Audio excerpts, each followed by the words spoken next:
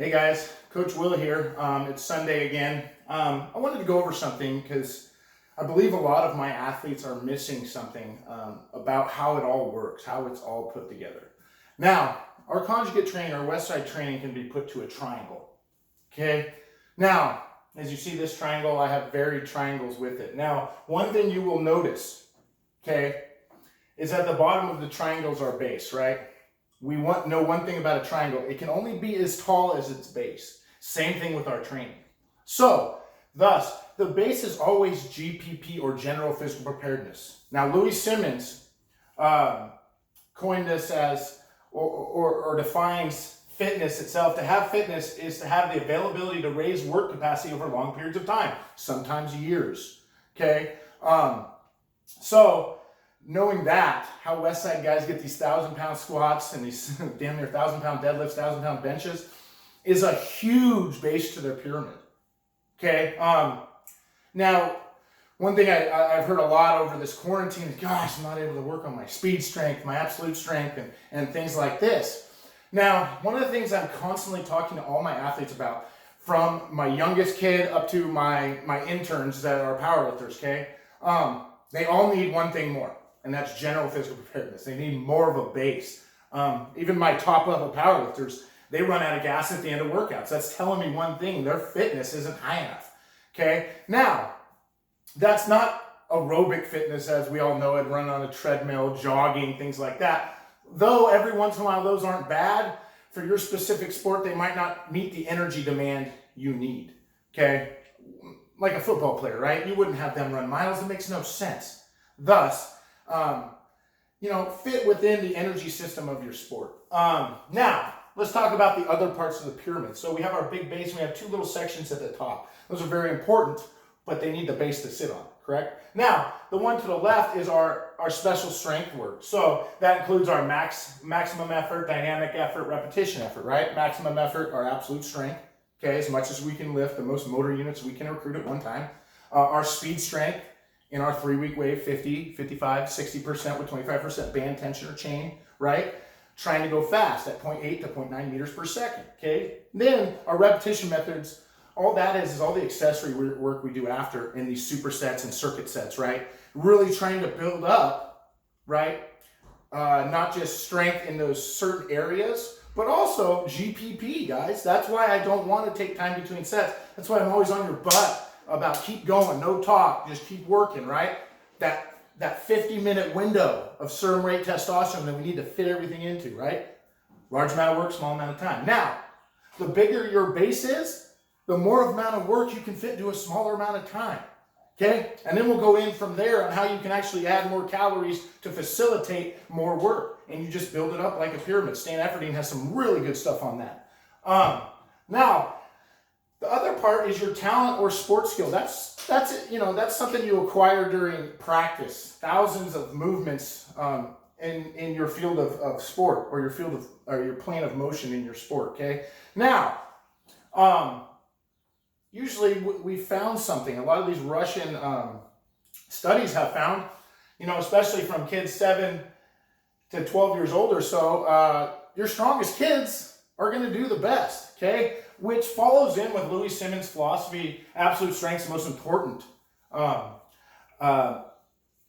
Is the most important thing we can have as an athlete, and I truly believe that, because we see it in younger kids. Your absolute strength. They say if you had a kid that started GPP at like 7 years old, played on monkey bars. This is another thing. Always get your kids out, or guys, your little brothers, little sisters, always get them out playing by 4 or 5 years old on monkey bars, things of this nature, if they're able to. Any different stimulus you can come up with, okay? Because the cool thing is, if you do that, and then between the ages of 7 and 10, we work on GPP, believe it or not, a child can start at 10 years old maxing out. And they've proven this through decades and decades of studies, okay? One of the most famous guys they ever bring up is Pocket Hercules.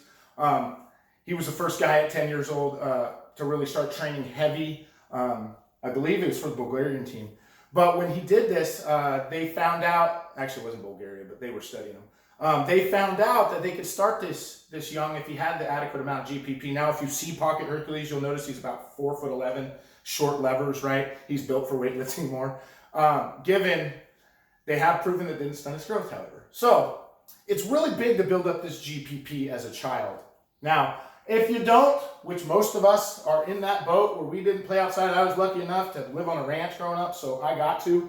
Louis Simmons was a block and mortar carry at 12 years old because he got kicked out of school. These little things help you. Now, a lot of us have school, so we really can't do that, right?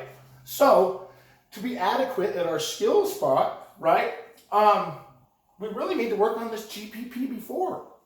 So, what I'm trying to tell you guys, and if you notice, the wider the pyramid, the taller it goes, right? So, you know, the guys like Dave Hoff at Westside that you think, oh, he's so strong, he gets to handle all this special strength work. You have no idea the amount of GPP he had done to get there. Okay, remember, pyramid is wide as it is tall. Now he's a 1,200 pound plus squatter. He's done a lot of work. Now, once you start getting more efficient, he's a 30-plus-year-old lifter now. He's been lifting for 20 years, like myself. He still does GPP. I do GPP. I've seen a huge improvement on my strength during this quarantine because I started doing GPP all the time. Okay, my work capacity is way up. This is huge. Okay, and I think a lot of you guys could realize that the missing thing in your strength is your GPP. What a great time to work on it. All these workouts can be done with GPP. Most of them are. All these sled drags, of course, all the circuit work and stuff like that. We need to keep it to 40, 50 minutes. But the cool thing is we can train these every day. These aren't special strengths necessarily, okay? Especially, you know, sled pulling, all kinds of work-related stuff like that, jumping rope, all the different workouts we can do every day, guys, which is cool because we don't have a certain amount of percentage on our back or in our hands that is going to make us have to recover. Now, we know this. Massive workouts like these big absolute strength workouts we do at the gym, they're going to take 72 hours to recover. That's why, you know, absolute strength day for leg day is Monday, and we don't lift legs again until Thursday, right? That's a 72-hour bridge. Now, we're not able to do these workouts at home at the same intensity, obviously, right? There might be the same amount of reps, but the loading on the spine and your nervous system will be different. So if you can keep to 40, 50 minutes, we can work out every 24 hours. Even really high capacity guys work out every 12 hours, okay? Louis Simmons, as he got older, past the age of 50, he was working out 12 times a week. So that means, you know, having your absolute strength day Monday, but he came back like I do Tuesday morning before my upper body workout. I do hamstring curls. Hundreds of them, right? Recovering. Maybe a belt squat walk, something like that. Something that's easy enough to where I don't really have to think too hard, but it's using the muscles I used from the day before. Okay, that's building up my GPP, along with helping me recover, okay? So just thoughts for you guys to think about. This whole, oh, I'm in quarantine, it's the end of the road for my athletic career, could be the biggest jump start for it. You could build your base. Build your base, right? We can focus on nutrition. We can focus on our sleep.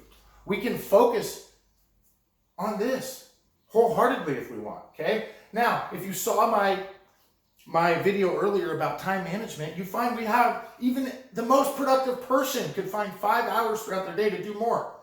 Throw another GPP workout in. Do a farmer carry, a sled walk, okay? Go outside. Do something physical. Go work in the yard. Okay, go take a wheelbarrow and walk around, you know? Now, big thing with this is, big takeaway from that is anyway, accommodation. One of the things that's a problem, and why I don't like people going year-round in sports either, is you end up in the same motions year-round. Well, your body accommodates them. It gets used to them. It doesn't get any better from them. So when I'm talking GPP here and all this stuff, and really building up work capacity, it's in every single capacity you could think of. Pulling, pushing, sideways, the other sideways, right? Different levers for pulling. All things combined will build up your GPP and your amount of work you can do, okay? So think about changing it up every time. Little things will change it up. Just the grip will change it up, right? Different amount of weight, different amount of distance, different amount of time off, things like that. Sets, okay? Now, always keeping it under about 40, 50 minutes, right? Because we don't want to turn into aerobic animals either. Like, let's just say you decided that you're going to sit on the treadmill for an hour a day walking. Well, your body's going to get used to that. So what your body's going to do is it's going to sit there, talk to itself and go, okay, for me anyway, this 250-pound man is making me walk for an hour at a time. This muscle and bone is heavy, so what's the body going to want to do? It's going to drop weight so it can handle, this activity that's having to do every day. So aerobic conditioning is probably not the thing to do for these strength sports athletes, but little sprints, farmer carries, stuff that you're keeping your energy system. Now remember your sport. If you're a football guy, right? What, 4 to 7, 8 seconds maybe is your time. And you get 40 seconds off most, right? I take that up to 20 seconds at a time, right? Even to the point if you want to work on endurance, go 60 yards with a sled and go back. Adequate rest, meaning adequate rest is bring yourself back to where you can compete on that sled pull or whatever it is at full capacity. And just work on it time and time and time again. All this work will add up, okay? But you have to know that you have a perfect time right now to really focus on the bottom of your pyramid. Anyway, lecture's over, but understand this is a time where you can get better. You don't have to get worse during this time. Happy Sunday.